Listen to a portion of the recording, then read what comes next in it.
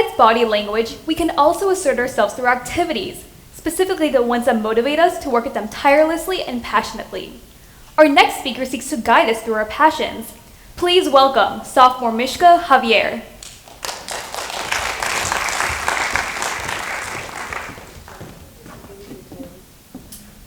I call the things that we are truly passionate about the passion story of our life. Why? For example, if someone were to ask you what you are truly passionate about, they wouldn't just spew out facts like some history report. No, they would tell it like a story. You would have emotion in your voice. You would tell your experiences with it, and you would make it as personal to you as possible. Now, everyone has something that they love to do. Personally, I love to do Tahitian and Hula dancing. Polynesian dancing is the traditional dance of the Polynesian Islands. More specifically, Tahitian dance is the traditional dance of Tahiti, while Hula is the traditional dance of Hawaii. I belong to a studio that's Tahitian and Hula called Kawailehua Hula Ohana. Studios like these can be described as the word halau. And halau is the Hawaiian word for school, academy, or group. But from my personal experience, dancing Tahitian and Hula is not just an extracurricular. It's the exhibition and the expression of the beautiful culture of the Polynesian Islands. When I was young, I started dancing when I was only 5 years old. And I started eventually competing in solo competitions. But to my surprise, I was able to win first place at my first ever solo competition. And I was ecstatic. But after that, I was required by my studio to move up to the advanced level. And this was quite challenging for me as I had to learn to dance more mature, and I had to learn how to pick up choreography faster. But I also started competing in group competitions, and I started to form a bond with my class because of frequent practices together. My co-dancers and I started to form this group chemistry. And this group chemistry is sort of like this undescribable bond, but it's felt deeply between the dancers. At my halau, it's always been taught that having group chemistry is one of the key aspects on having a good performance, whether it be a competition, a show, or even just practice. For example, in order for a group to thrive in success, each member of the group has to be cooperative and open with each other. An example that I have of this is one day when our advanced team was almost done learning a routine, our instructor, she split us up into groups and told us to choreograph with our group for that segment. But because of the little time that we had, it was kind of hard for us to choreograph for that segment. But we eventually realized that not having any creativity wasn't the problem. We all had great ideas. The real problem was the fact that we weren't being vulnerable to share our creativity with each other. And by doing that, by putting ourselves out there and speaking up, it made the process way easier. It brought a closer bond between us, and it made us look physically one as well. Now, I call my halau my second family, and we do things like calling each other hula sister and things like that. There has to be a cooperation and a connection, some sort of understanding in order for a certain goal to be accomplished by a group.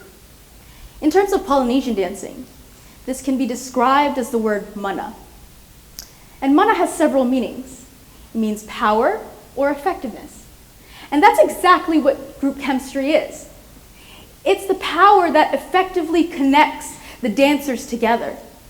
It sets an atmosphere where everyone is one.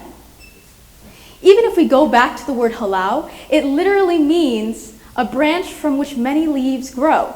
And we could see this through the founded halau being a strong tree trunk branching out to many leaves and branches, which can be represented by the dancers that join the group, or being passed down from many generations. The experience that I have as an advanced dancer has opened so many opportunities for me and has changed my perspective on Polynesian dancing. It has taught me values such as discipline, hard work, and patience. In my 11 years of Polynesian dancing, I've been able to achieve around 37 awards, including 6 overall titles. And also, it has taught me to create my own style, to have my own creativity.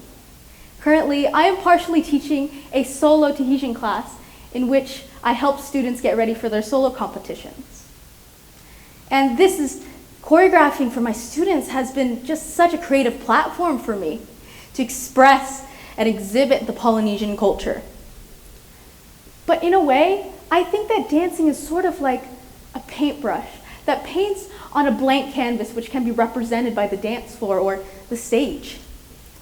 But us dancers, we have to have discipline in terms of improving our craft. But at our studio, it is taught to us that it is not about the trophy when it comes to competition day or show day. It's about the performance itself.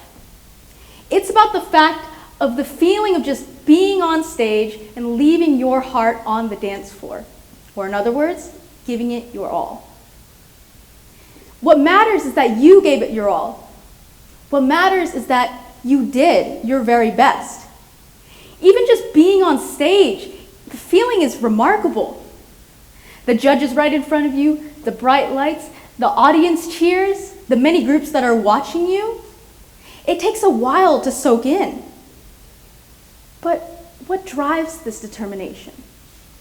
This determination is derived from the passion of dance, true passion. But I'm not just talking about the dance itself. I'm talking about the passion for the culture of the Polynesian islands. When I dance, I'm telling a story. Us dancers, we convey legends, we convey stories. We use songs or chants that have been used for hundreds of years.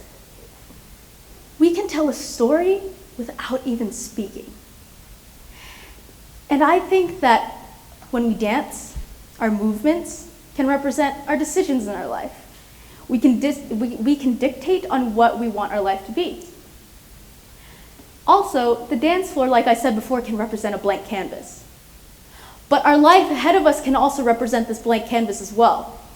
It's a place where we can express our emotions and put in our own creativity into it. But we ourselves, we are the paintbrush. With determination and perseverance, we are able to paint the picture of what we want our life to be. We are able to paint what we want our life story to be, what we want our passion story to be. Now, everyone has something they love to do, but that something is able to make you feel things. It exposes you to new ideas. It makes you have connections with others, and it makes you experience emotions. The passion story of my life is Tahitian and hula dancing. I love the special connections that I've made with my hula sisters, and I love to exhibit the Polynesian culture in every movement that I make and in every song that I sing or I chant. Now, as you look back at your life, what are your passions? What do you just absolutely love to do? What is the passion story of your life? And think about how you are the paintbrush. And how can you, as the paintbrush, use the determination, use the perseverance, use that passion to drive you and put colors on your blank canvas and make a masterpiece. Thank you.